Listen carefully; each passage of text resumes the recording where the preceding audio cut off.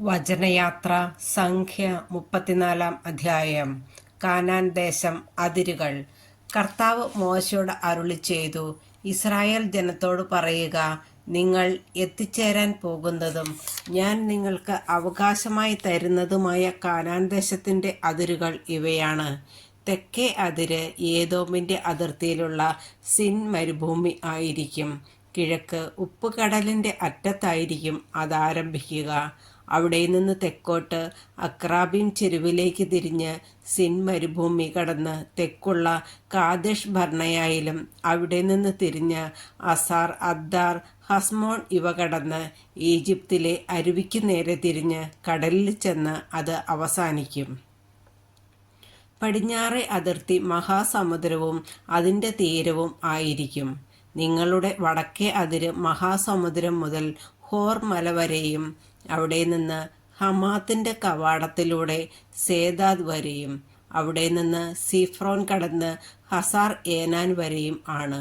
കിഴക്കേ അതിര് ഹസാർ ഏനാനിൽ ആരംഭിച്ച് ഷെഫാമിലൂടെ താഴോട്ട് ആയിൻ്റെ കിഴക്ക് റിബ്ള വരെ എത്തി വീണ്ടും താഴോട്ടിറങ്ങി കിഴക്ക് കിന്നേരത്ത് കടലിൻ്റെ കിഴക്കേ തീരത്ത് എത്തി. ജോർദാൻ വഴി ഉപ്പുകടലിൽ അവസാനിക്കും. ഇവയായിരിക്കും അതിരുകൾ. മോശ ഇസ്രായേൽ ജനത്തോട് പറഞ്ഞു, നിങ്ങളുടെ 9 ഗോത്രങ്ങൾക്ക് കൊടുക്കാൻ കർത്താവ് കൽപ്പിച്ചിട്ടുള്ളതും നിങ്ങൾ കുറിയിട്ട് അവകാശപ്പെടുത്തേണ്ടതുമായ ദേശം ഇതാണ്. റൂബൻ, ഗാദ് ഗോത്രങ്ങളും മനാസയുടെ അർദ്ധഗോത്രങ്ങളും ജോർദാൻ ഇക്കരെ ജെറീക്കോയുടെ കിഴക്കുവശത്ത് അവകാശം സ്വീകരിച്ചു കഴിഞ്ഞല്ലോ. കർത്താവ് മോശയോട് അരുളിച്ചെയ്തു, പുരോഹിതൻ എലയാസറും നൂനിൻ്റെ മകൻ ജോഷുവയുമാണ് നിങ്ങൾക്ക് ദേശം അവകാശമായി വിഭജിച്ചു തരേണ്ടത്. അവരോടൊപ്പം ഓരോ ഗോത്രത്തിലും നിന്ന് ഓരോ നേതാവിനെ തിരഞ്ഞെടുക്കണം. താഴെ പറയുന്നവരാണ് അവർ. യൂദാ ഗോത്രത്തിൽ നിന്ന് യെഫുന്നയുടെ മകൻ കാലെബ്. ശിമെയോൻ ഗോത്രത്തിൽ നിന്ന് അമ്മിഹൂദിൻ്റെ മകൻ ഷെമുവേൽ. ബെഞ്ചമിൻ ഗോത്രത്തിൽ നിന്ന് കിസ്ലോൻ്റെ മകൻ എലിദാദ്.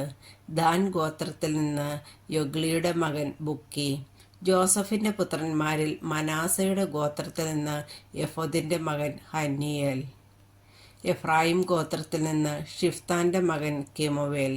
സെബുലൂൺ ഗോത്രത്തിൽ നിന്ന് പർനാക്കിൻ്റെ മകൻ എലിസാഫാൻ.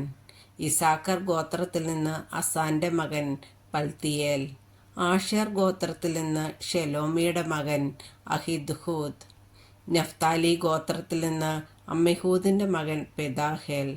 ഇസ്രായേൽ ജനത്തിന് കാനാൻ ദേശത്ത് അവകാശം ഭാഗിച്ചു കൊടുക്കുന്നതിന് കർത്താവ് നിയമിച്ചത് ഇവരെയാണ്.